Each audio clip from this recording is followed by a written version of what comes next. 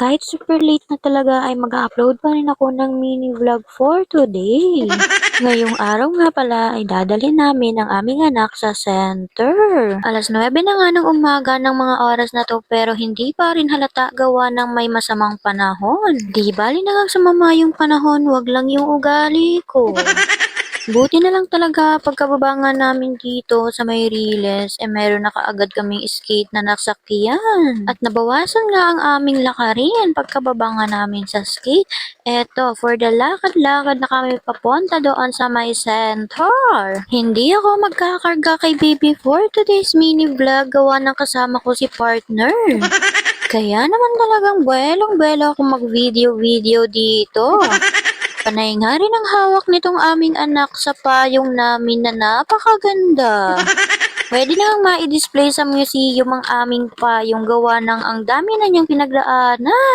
Pagkatapos nga ng ilang minutong lakaran mula sa Riles, eto, nakarating na rin kami sa center.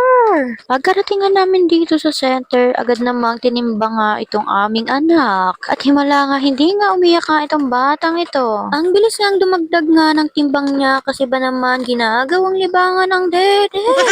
Basta talaga kay daddy niya tuwang-tuwa nga itong batang ito at pagkatapos niya ngang matimbang eto, sinukat naman yung kanyang height. Kung noong nakaraang video ko nga ay umiyak talaga to ng tinimbang pagkatapos sinukat ang height, ngayon talaga ay hindi siya umiyak pagkat nandyan ang kanyang daddy.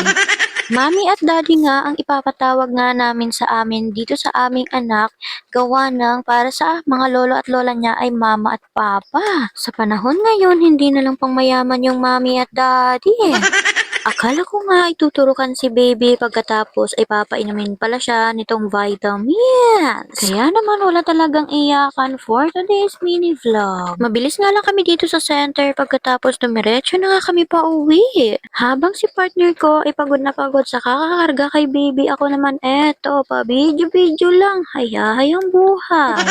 Nagmamadali nga kami sa paglalakad dyan gawa ng nagbabaka sakali kami na nandun pa nga yung skate na nasa Riles kanina para nga makasakay at makauwi kami kaagad. Pagkatapos makulimlim pa talaga, kailangan namin magmadali at baka abutan pa kami ng ulan dito sa daan. Kaya nga lang pagkadating nga namin dito ay wala na nga yung skate na nakapatong sa Riles kanina. Wala kaming no choice kundi maghantay na lamang dito.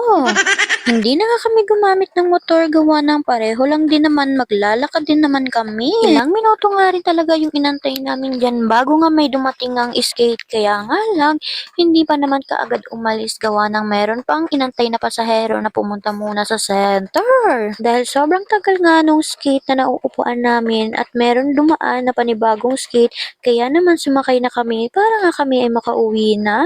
Every time na sumasakay talaga sa skate, aba, tuwang-tuwa nga itong anak ko at ayun, tumulo pa nga yung kanyang laway.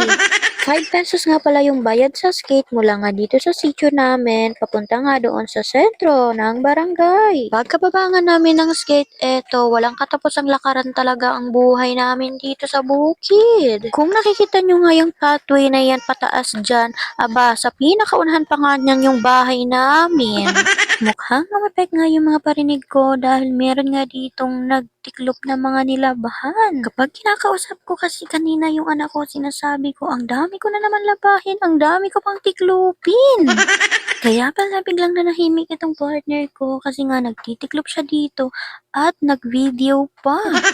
Buti na lang at nag-video siya dahil meron nga akong pang content. Dati talaga pahiya-hiya pa yan every time na nag-video ako, ngayon. Kusa na siyang nag-video ng sarili niya. Para nga naman meron siya exposure sa aking vlogs. O diba, sobrang dami niyang tiniklop na nilabhan habang ako nasa loob ng kwarto, nag-aalaga kay baby at pasalpon-salpon.